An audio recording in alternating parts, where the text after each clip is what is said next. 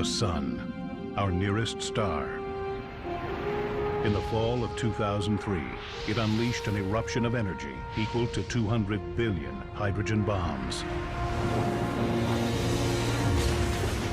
blasting a tidal wave of superheated charged particles at speeds of up to 6 million miles an hour. It was one of the largest solar storms ever recorded. And it was aimed at Earth. They were some of the fastest, hottest, and strongest storms ever measured. Assaulting the Earth, the sun's energy forced space station astronauts to take cover in their most sheltered compartments. Lights went out, communication streams were cut, airliners scrambled for safety. This really was a hurricane of space storms. Though no major damage was done, these storms were a stark reminder that we live at the constant mercy of the sun.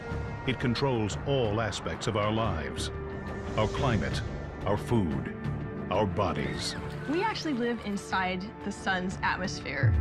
We, along with all the other planets, are greatly influenced. But is its influence changing? It's actually growing more powerful. Might we lose its protection from deadly cosmic rays? At its boundary, where it's protecting us from the intergalactic winds, that boundary is actually shrinking a bit. Will our technology-dependent society be able to handle another solar superstorm? Sometimes these effects can be so severe that they're catastrophic. And when will the next superstorm strike?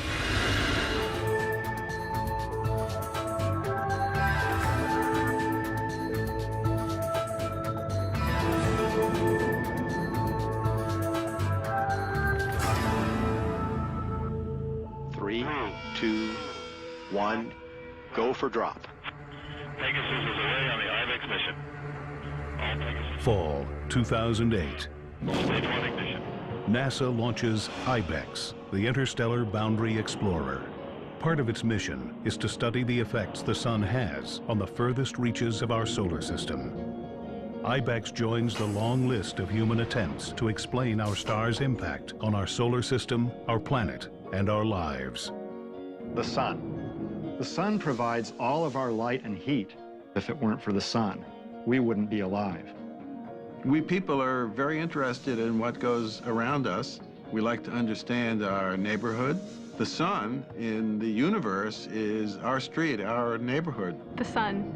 We are actually affected by its moods. In fact, it's like the parent, and all the planets are the children that are affected by its moods. We need to know how it's going to evolve and how the changes that are always happening in the sun affect us here on Earth. The sun. If we want to understand the universe and the stars that make up the universe, then it's important to study the one that's closest to us. We've learned more about the sun in the past 40 or 50 years than in all of recorded history. This golden age of exploration was kicked off by a unique mission that gave us close-up images of our sun from above our atmosphere. Skylab, we're reading you loud and clear over the Vanguard for 8 minutes. In 1973, Skylab became the first manned space station. It sent back images of the sun, clearer than anything taken from Earth. The Skylab mission was one of the very first laboratories that was dedicated just for the research and study of the sun. In some ways, it's kind of the grandfather of the current missions today. Right now, a fleet of about 20 space probes scan and study the sun in ways we never imagined, even 30 years ago.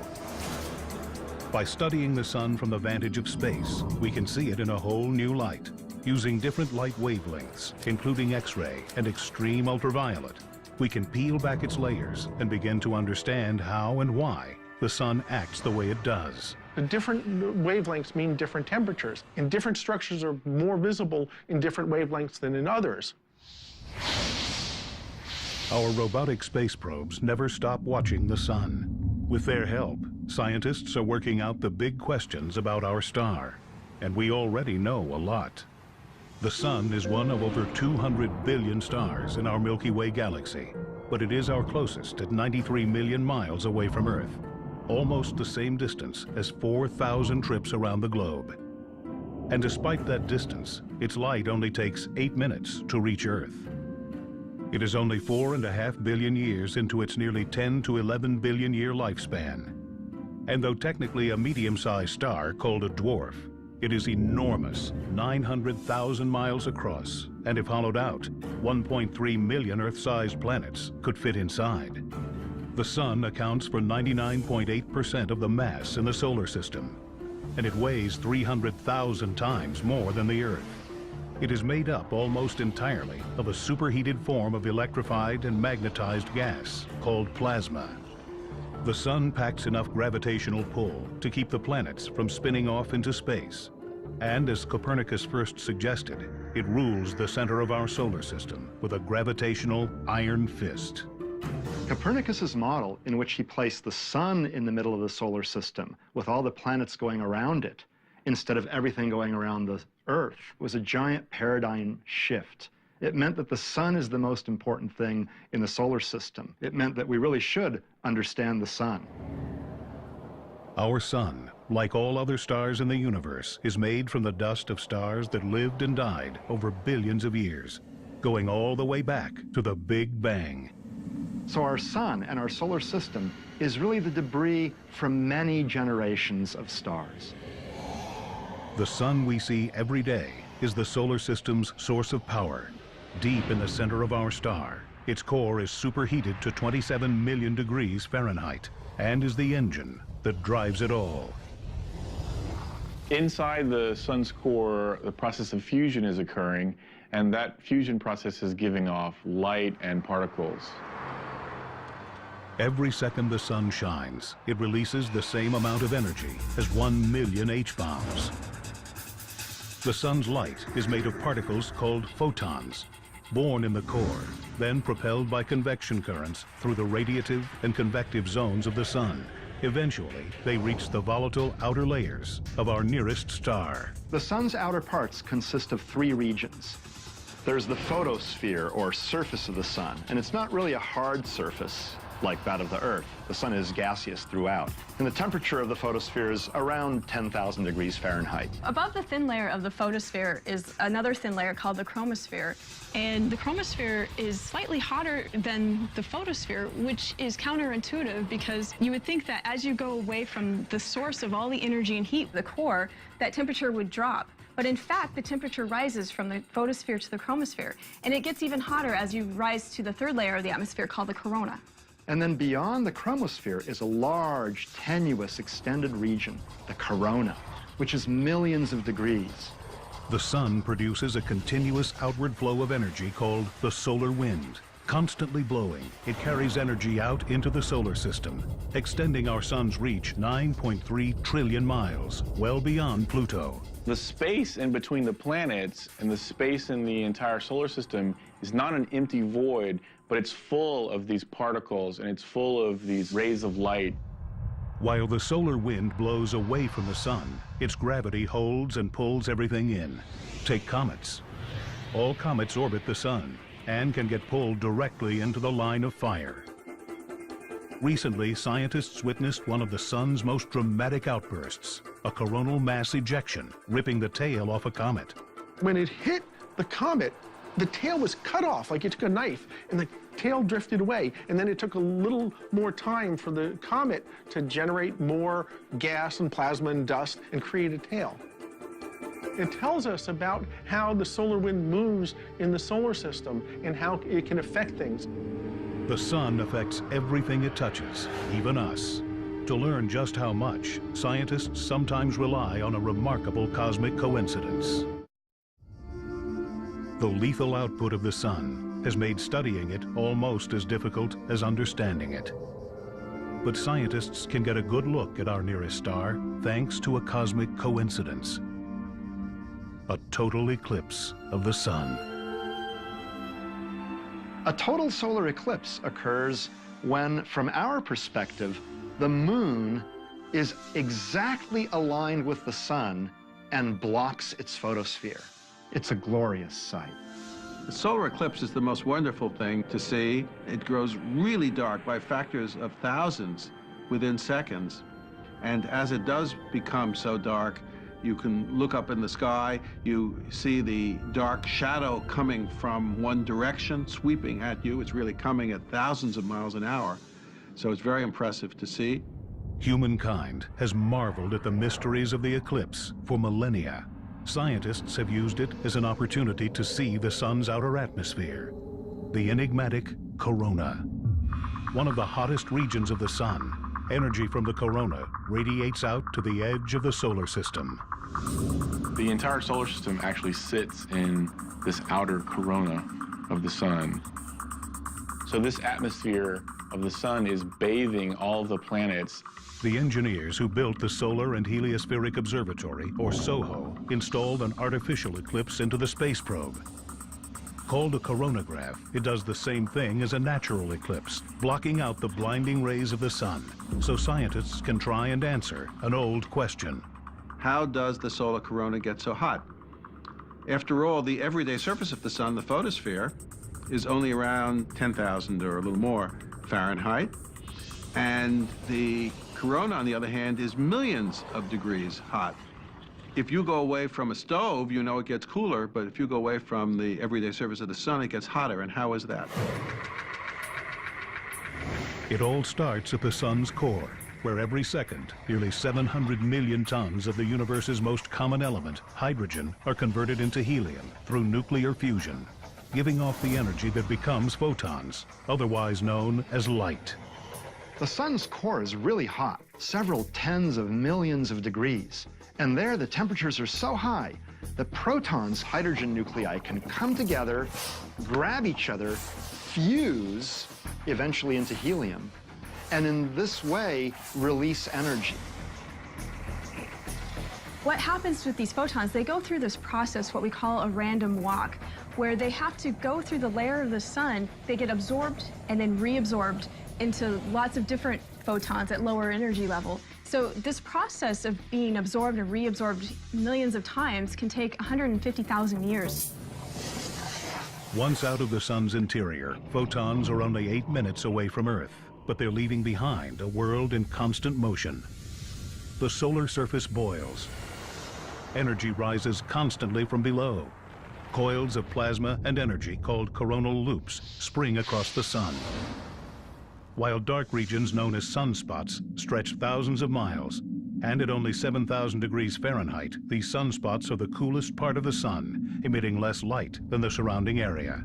If you were to pluck a sunspot away from the sun and place it in the sky, it would actually be as bright as the full moon. Sunspots appear on the surface and are easy to see. Their genesis, however, is tied to the sun's deep interior and complex rotation. The sun doesn't rotate like a solid body. Instead, it rotates more quickly near the equator than near the poles, which leads to sunspots. The equator completes one rotation in 25 days. Mid-latitudes complete one rotation in about 30 days, and near the poles, one rotation is completed in about 35 days. Called differential rotation, this process makes the sun's interior churn at different speeds, creating intense magnetism in the form of millions of magnetic field lines, which get mixed up as the sun's interior twists up like a rubber band. This builds up pressure, which makes them buoyant. So they float to the surface, and where they pop through the surface, they create sunspots. Once on the surface, the now twisted and balled up magnetic field lines block the convection of superhot plasma from rising, making sunspots appear dark. And when those sunspots start to twist around, you can imagine that you have one sunspot here and one sunspot here, and there's a magnetic field that connects the two. And that magnetic field gets twisted, and eventually, the same sort of thing that happens with a rubber band, it pops. And when the magnetic field pops, it releases energy. And in the case of the sun and solar flares, it releases huge, huge amounts of energy. The magnetic field lines created by the twisting and churning of sunspots, though invisible, can be seen in the dramatic formations on the surface of the sun, in the form of flares and prominences.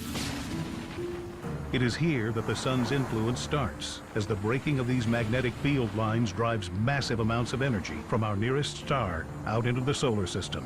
And it is these magnetic field lines that are behind most theories on why the corona is so much hotter than the surface.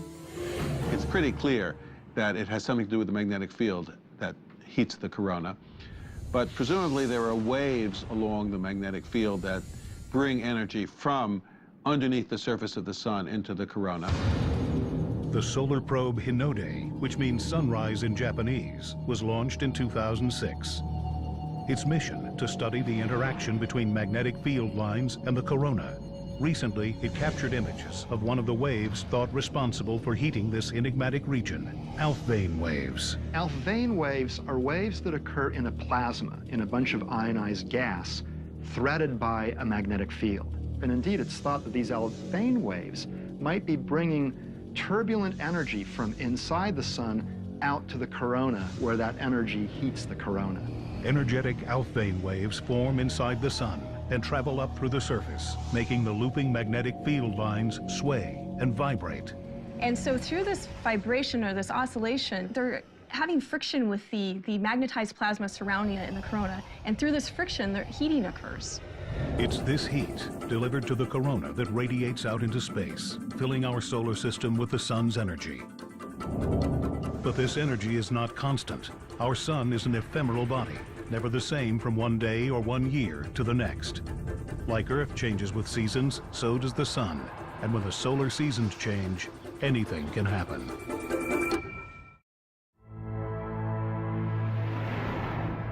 Day in and day out, the sun we see appears the same. But like Earth, the sun has seasons, solar minimum and solar maximum. Two distinct personalities that can affect our technology and possibly even our weather. The transition between solar minimums is called the solar cycle, an average 11-year period in which the sun's activity maxes out, then ebbs again. The primary measure of the solar activity cycle is the number of sunspots visible on the sun. During solar minimum, the period with the fewest sunspots, solar activity is limited. When sunspots break through the surface during solar max, the sun's power reaches out. When there are lots of sunspots, there are lots of flares and coronal mass ejections. Increases in solar activity enhance the connection between sun and Earth.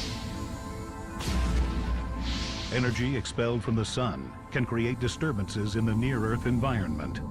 The Earth is embedded in the solar atmosphere, and so what happens on the sun affects the Earth, and that's what we call space weather.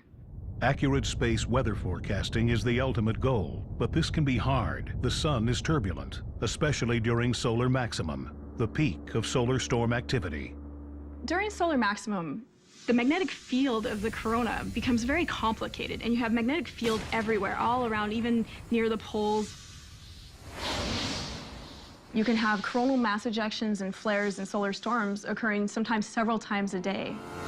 Solar flares, violent eruptions of energy, usually near sunspots, burst into space. Like a bolt of lightning, quick and powerful, they can happen over a matter of minutes and can give off the same amount of energy as 1 billion megatons of dynamite.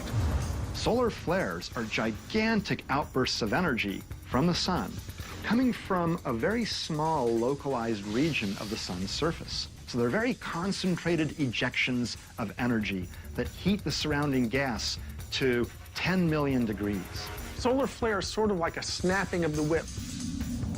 It really releases a lot of energy very quickly, accelerating particles almost up to the speed of light. The particles from the very most energetic solar flares can reach us in something like 15 minutes. But the solar hurricane of space weather comes from coronal mass ejections. These massive blasts carry billions of tons of superheated gas and plasma into interstellar space. So coronal mass ejection is where a huge amount of mass and energy is expelled away from the solar surface. So if you can imagine this huge amount of mass and energy traveling away from the sun at these large speeds, sometimes at over 1 million miles an hour. They throw these like big bubbles of hot gas and magnetic field.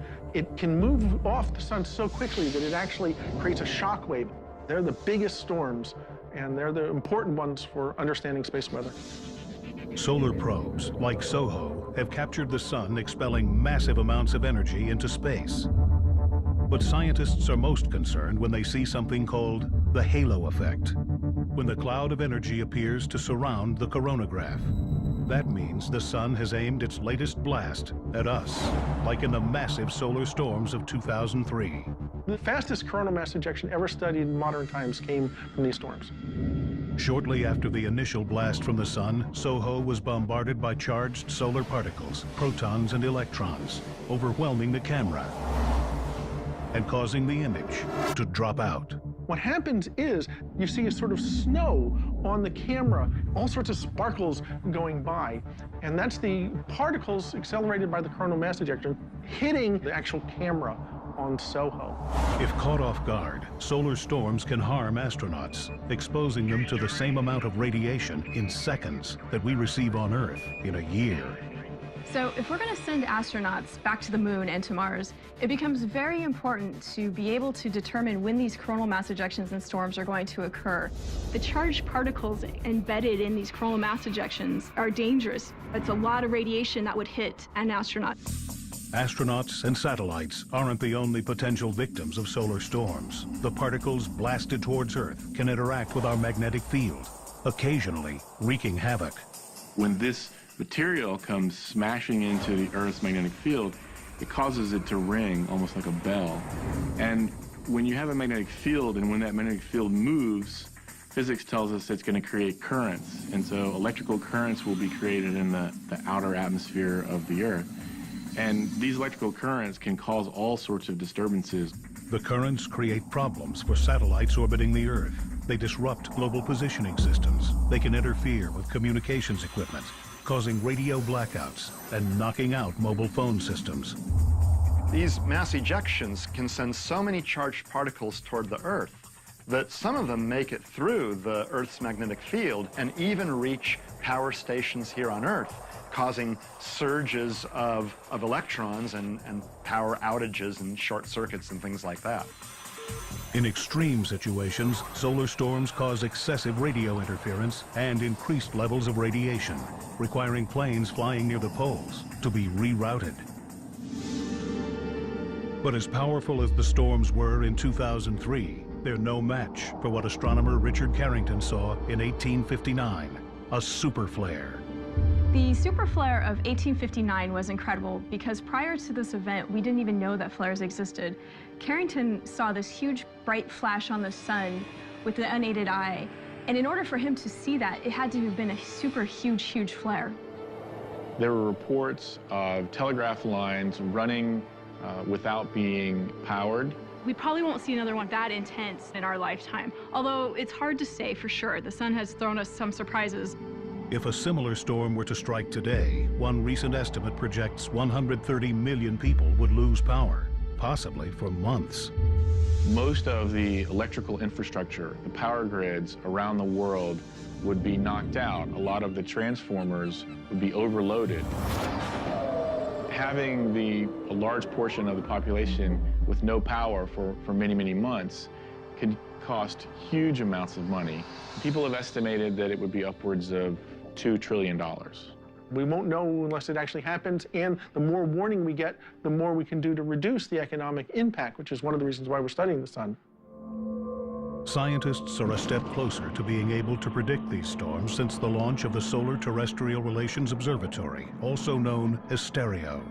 This pair of probes now gives scientists the ability to see the sun in 3D. So now, when one of these coronal mass ejections travels towards us, we're actually looking the side view. And so we can see how fast they're traveling, we can see how they're evolving, the structure. In 2011, the STEREO probes will reach their ideal vantage point, opposite sides of the sun, giving NASA a 360-degree view, allowing them to see what is coming from the far side of the sun before it impacts Earth. And so for the first time, we're going to have a complete view of the sun all the way around. So this is going to allow us to see everything that's happening on the sun at the same time, and this will lead us again into a better ability to predict these types of storms. But as dangerous as solar maximum can be for its increase in space weather, the sun's solar cycle counterpart and calmer period, solar minimum, may come with its own dangers. When there are a low number of sunspots on the sun, the climate here on Earth can actually cool a little bit. 2008 saw the fewest number of sunspots in nearly a century, with a total of 266 sunspot-free days. In 2008, we were at sunspot minimum, but by now we expected to be climbing out of that sunspot minimum, and we're not. So this could mean that this particular sunspot minimum is more protracted. Scientists believe that past protracted minimums have had a chilling impact here on Earth. Now, every once in a while, the sunspot activity cycle seems to just go away or become much diminished. There was such a period around 1650 to the early 1700s. There were only about 50 sunspots recorded, when normally in the same time frame there are tens of thousands. So it was a really low period of sunspots. It was called the Maunder minimum. The sun was in a quiet state. And that was associated with lower than normal temperatures here on Earth. Europe experienced sort of a mini ice age during those few decades.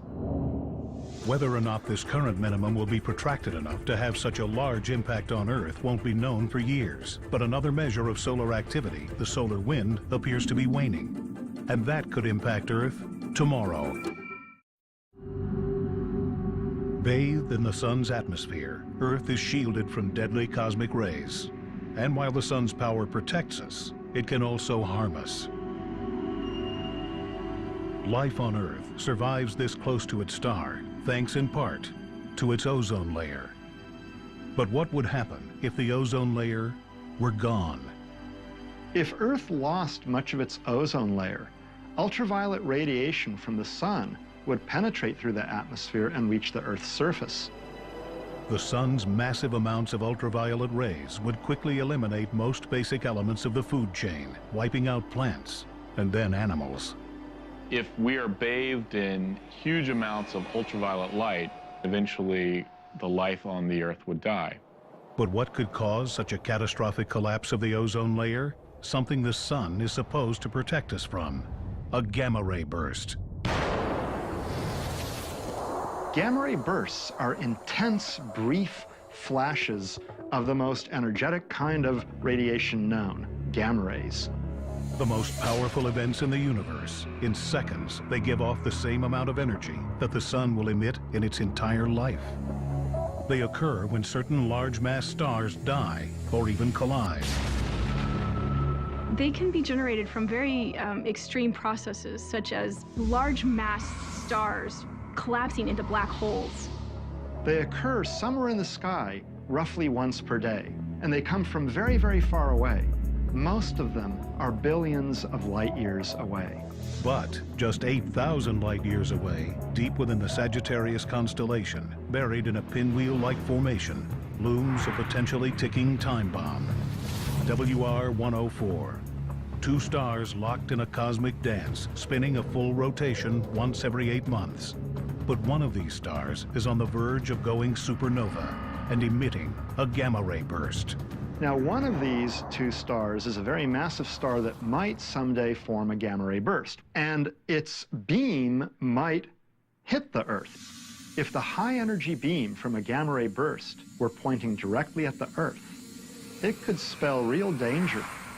The radiation from the gamma ray burst would be so intense, very short, on the order of 10, 20 seconds, but this would set up a chain of events which eventually would deplete the Earth of maybe 50 or more % of the ozone layer. Scientists have speculated that a nearby gamma ray burst caused an ancient extinction on Earth millions of years ago. At the time, there was only sea life that existed.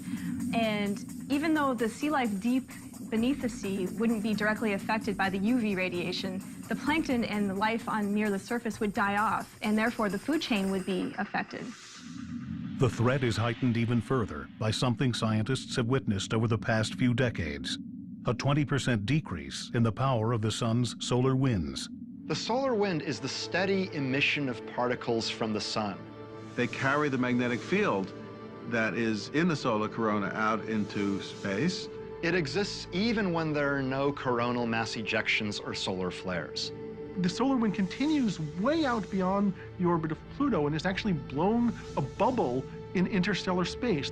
Now, that's a bit of a protective bubble because the magnetic fields protect us from charged particles coming from outside. Normally, solar winds stream off the sun in all directions at speeds of 1 million miles per hour. Pulling the sun's invisible magnetic field along with it, they form the solar system's defense against intergalactic intrusion. the heliosphere. The heliosphere is the very boundary where the solar wind hits intergalactic space. So it's this shell that's surrounding the sun and the solar system where it protects us from intergalactic winds here on Earth. Recently, scientists have learned that the heliosphere is shrinking and getting weaker. The solar wind pressure has been measured to be decreasing over the last 25 years. In fact, the heliosphere, where the solar wind pressure is extending out to, has actually shrunk a bit. A weaker heliosphere increases the possibility that Earth will be exposed to harm from intergalactic cosmic materials.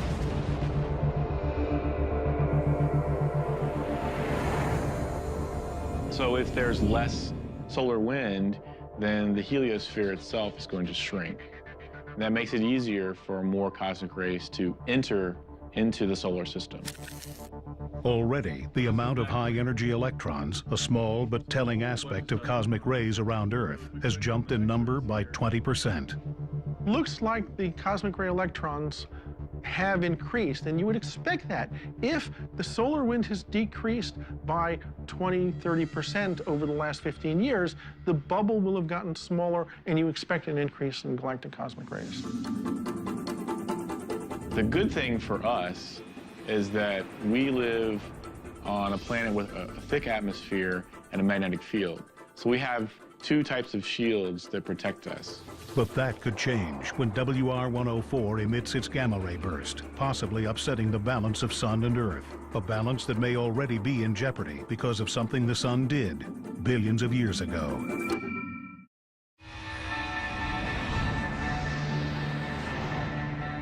Over billions of years, the Sun and the Earth have developed the perfect balance for life to thrive. Sitting in the Goldilocks position of the solar system, not too hot and not too cold. The Sun gives us just enough light, just enough heat, and just enough energy to fuel our planet and our lives. The Sun drives everything on the Earth. The Sun is the energy source of the Earth. So all of the energy that's given off by the Sun heats up the Earth. This drives weather. On a larger time scale, this drives climate. So basically the Sun is the energy source. It's the battery that drives the whole Earth environment. Plants harness the Sun's energy through photosynthesis, creating carbohydrates. People and animals consume these carbohydrates, converting them into energy we can use. Even the fossil fuels that power our lives were created by the Sun. But our increased use of fossil fuels seems to be upsetting the balance between the Sun and the Earth.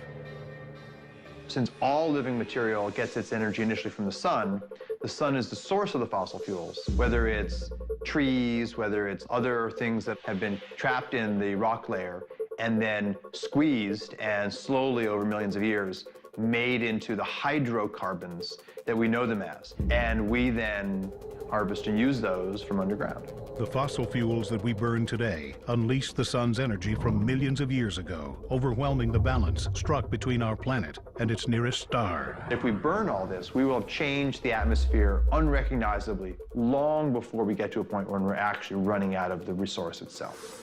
Already, we have seen the effects of too much solar energy in the rise of global temperatures. The release of millions of tons of ancient solar energy stored in fossil fuels has amplified the necessary and natural process called the greenhouse effect.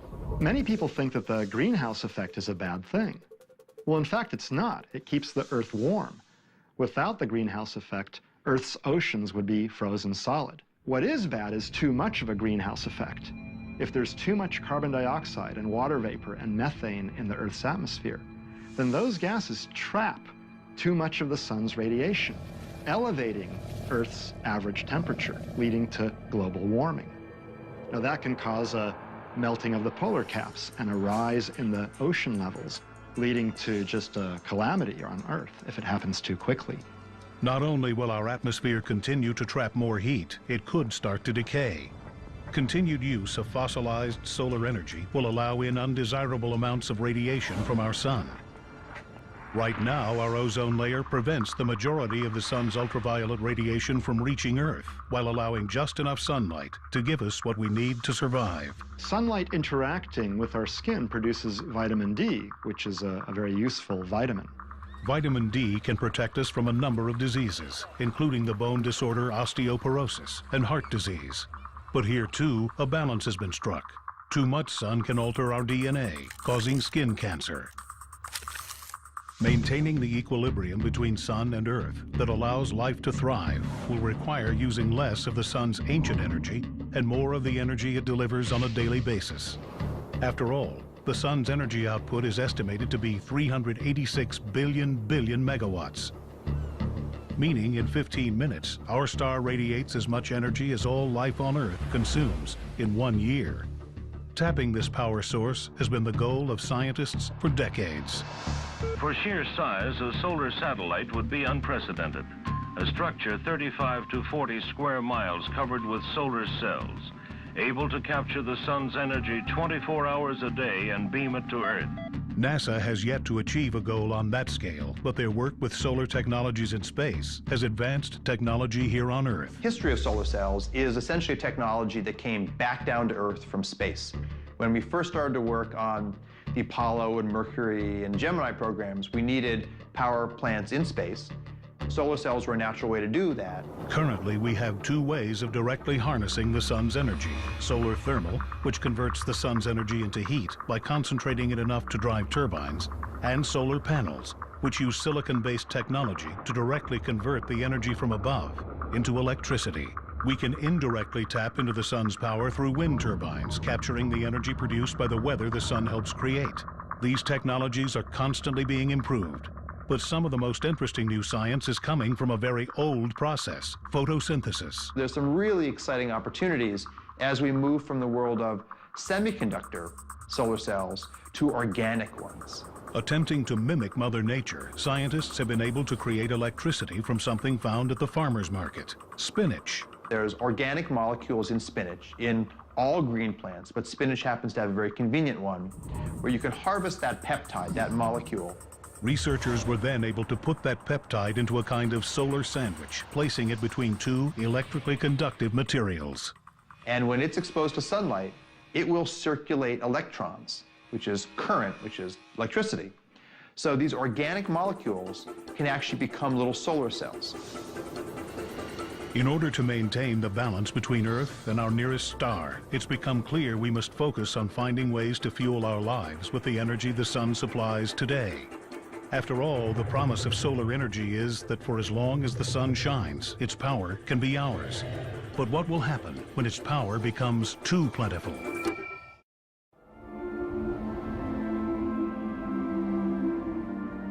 The elements that make up the sun, the earth, and even humankind all come from one place, stardust, the remains of stars that lived billions of years ago. And just as those stars died, so too will our sun.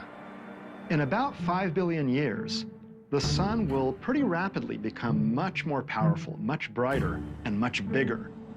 The sun will reach a stage where it has burned through all of its hydrogen. And once that happens, it will start to burn through all of its helium. The sun will start to expand as it reaches a stage called a red giant. As it expands, it will start to expand into much larger size and fill the inner solar system. The orbits of the planets themselves will actually expand outward as well, because it's not as massive. During that stage, some instabilities, which I call cosmic burps, will cause the sun's outer atmosphere to be gently ejected. The outer layers of the red giant will just keep drifting off at some slow rate. The hot inner layers of the sun will ionize that cloud of gas surrounding it and cause it to glow. So our sun will be surrounded by these glowing clouds of gas. They will form what's called a planetary nebulae. They're beautiful shapes. Some are just purely round, but some have been distorted into other shapes. They've come off non-symmetrically from the star underneath. What'll remain is the contracting core of our sun. And it won't produce any new energy through nuclear reactions, because all the nuclear reactions will have stopped. So it'll continue contracting and slowly fading with time. It's very similar to the process that creates, say, supernova, but our sun is not big enough, doesn't have enough stuff to actually create a supernova. So its final stage will be this object we call a white dwarf star.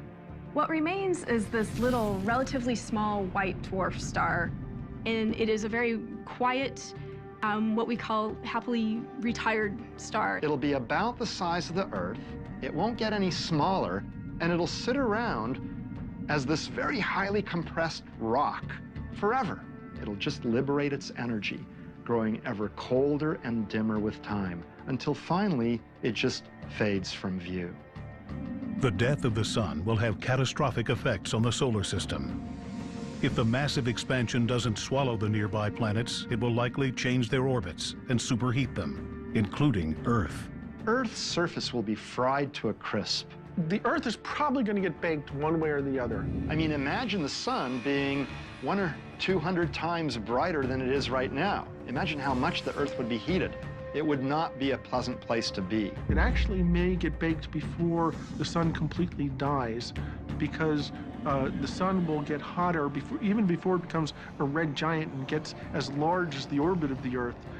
It'll get warmer, and at some point the Earth will get hot enough so that water will boil. So the oceans will evaporate away, and all of life as we know it will cease to exist. If there's anything left of the Earth, the sun will shrink down to a white dwarf, and the Earth will, instead of heating, freeze. This will not be a pleasant place to live. But that's billions and billions of years from now.